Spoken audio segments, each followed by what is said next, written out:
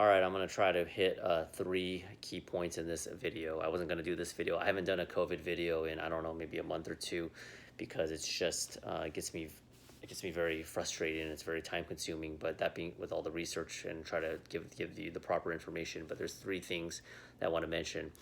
The first thing is these politicians, and I knew this is not just because these politicians got caught not wearing a mask.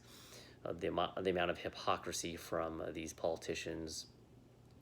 Nancy Pelosi, she got caught recently in a hair salon with her mask off after she's telling America that this COVID is so dangerous, and she's actually a high risk person. She's like 80 years old, right? The majority of people that get COVID that die from it, the average age is 80. Yet she's prancing around, got caught on camera. She thought she could be slick, and she got caught on camera. It's her without a mask at a hair salon of all places. I'm in California, and we've been on lock since St. Patrick's Day. I think the longest locked, and I'm longest locked down state. Obviously because we're run by the liberals, the extremists, and we've been on lock forever. Maybe New York is as well. I'm not sure, but we've been on lock since March, and we're going to be locked all the way till election. I'm already ready for it. They're barely starting to open up stuff, and salons until very very recently they were completely closed. And I know someone personally who's been affected by this, and she had to just rearrange her whole life. She couldn't pay her rent because of not being able to work. Nancy Pelosi. You're not going to allow a working class citizen, a working person, a law-abiding citizen to want to pay their bills. You know what I mean? Even you're not going to even give them the opportunity to even wash their hands, wear a mask if you have to, and let them cut hair and do nails. You're not going to allow that, but you're going to go and get your hair done. Absolutely despicable, the amount of hypocrisy. The Philadelphia mayor, I heard that in Philly, he still is not allowing people, restaurants to dine in, which is the same thing in California, which is a joke at this point. And he got caught eating inside a restaurant. Once again, the amount of hypocrisy. Now, here's the thing: if you and I have differing opinions from a medical standpoint, and we have differing opinions on this based on different experts about the mask wearing, because the mask wearing is inconclusive at best. If you look it up, if you dig long enough, and not just focus on mainstream media, you will find that mask wearing, it's split down the middle. It's split, maybe it's 60-40 in terms of not mask wearing. In my opinion, it might be even higher. Nonetheless, wherever you stand, if that's where you stand, that's cool. But don't be a hypocrite and make other millions of Americans and around the world suffer, unemployed, can't pay their rent, can't pay their mortgage, have nowhere to go. Suicide rates are going up. Child abuse is going up. Spousal abuse is up because everyone's crammed in a damn house, can't go anywhere. Suicides have gone up, 35% since 1999. It's probably going to go up even higher. It's projected to go over 50,000 this year when it's all said and done. No one wants to talk about that. But you're going to sit there on your cush job, get paid, and tell other people to wear a mask. But Nancy Pelosi, you're not gonna. Philadelphia mayor, you're not gonna. You're gonna tell restaurants, and then you're gonna be a pig and eat inside a restaurant. You're not above the law. None of you guys are above the law. Okay? Who's the other politician? I'm losing my mind. Is the Philly one? Oh, Cuomo, Mr. Cuomo, New York. Oh, the award for, I don't know who gets the award for worst mayor. There's a lot of them out there. Cuomo, another one. You got blood on your hands. You sent all of those patients to nursing homes. I think it's up to like 43% of those patients died. You got blood on your hands, and you got caught outside. You got caught outside, no mask as well. Shame on you again. You guys are all pieces of crap. That's my first thing I just want to get off my chest. You politicians, it's BS. The second point I want to make it this far in this video is the latest on a New York Times article, and I don't know the name of the author, but there are a few independent, good journalists out there, and thank God when I find these types of articles, you want to cling on to them for life, because the objective journalism is just not there these days. Anyway, and I've been saying this from day one too. The gold standard for what they're using to diagnose tests is the swab test, the PCR test, the polymerase, I don't know how to say it, chain reaction test. They get your DNA, they magnify it multiple amount of times. and after a certain amount, they observe it, and then they tell you if you tested positive or negative.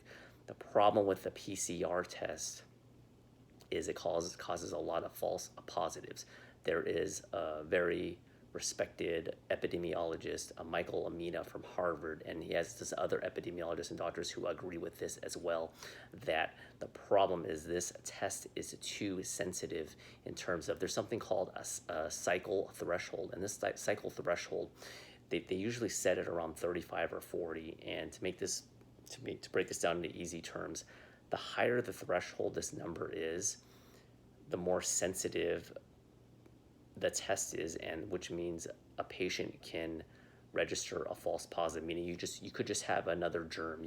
There's so many different viruses out there. There's tons of them out in the world. That's why when you get a flu shot, a lot of times you get sick. It's happened to me because there's too many out there. You can't contain all of them. Nonetheless, it can't, because the cycle threshold is set too high, many false positives can occur. And also the other thing, they took it even a step further, and they said that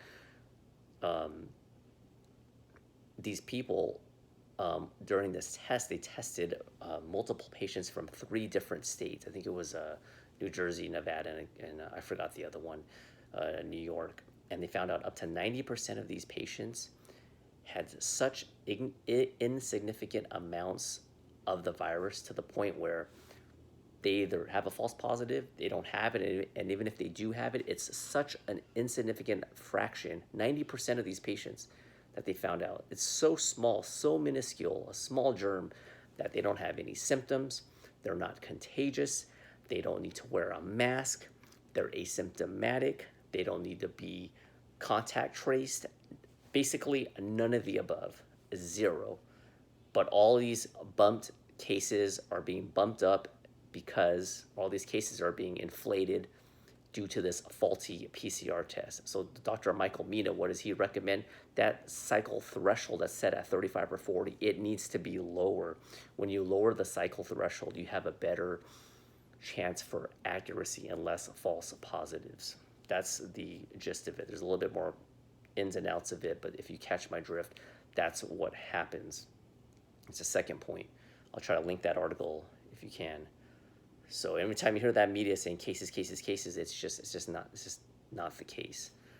The third I want to point out is the CDC recently came out with some recent data and update, and currently at the time of this video, there's I would just round it up to about 190,000 deaths in the U.S. and they came out and they had to admit and updated and said that 6% of the 190 actually for sure only had COVID. There was no comorbidity. There was no pneumonia, which is a big one. No other underlying conditions. Only 6%. I don't have the calculator in front of me, but it comes out to anywhere between 9 to 11,000 deaths. Now, I don't take death any seriously. I wish in an ideal world we don't have any deaths, but you got to put this into perspective. Let's just round it up to 10,000 deaths that were just from COVID. 10,000 deaths. The average amount from an average flu season in 2018, we had 60,000. We destroyed an entire country in other parts of the world for about 10,000 deaths. To me, it's just beyond perplexing, and I'm not trying to bust this conspiracy theory type thing. I think it was just handled incorrectly. But Dr. Fauci now tried to retract his statement and say, "Oh no, all of them died from it. All 190 all died from it." How does he know for sure? He doesn't know for sure. And the last thing I want to say is the padding of the statistics. This is not the first time it's happened. People think it's happening now. This happened way back in the day.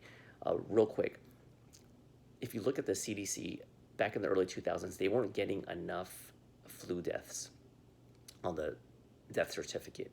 If you don't have enough flu deaths, you cannot sell a flu vaccine. Less money for Big Pharma, less money in their pockets. So what do? You categorize a flu with pneumonia, because pneumonia is huge. You get an old person that gets pneumonia and then they get the flu, boom, there's a good chance they're gonna die. And what do they conveniently put on the death certificate? Because a lot of times the coroner has to put level 1, level 2, level 3 reason. They put flu. They just put flu there, even though they could have died of other causes. So in a nutshell, you're healthy, you don't have pneumonia, you're not 80 years old, you're not that old, you you are not going. I'm coming. You are not going to. The chances are so nil. Like I said, you want to wear a mask, go ahead. But the more that things come out, the argument is starting to collapse. More doctors are speaking up. It's out there. And this is just so aggravating. And I had to get this out to you. Use your logic. If I'm ever incorrect on certain things, you want to fact check me, or you want to, I'm not, go ahead. Or if I make a mistake, I will fess up. I have nothing to lose. I'm just telling you like that. I'm telling you like it is. Think for yourself, and that's basically it. So I gotta go, obviously. Okay, bye.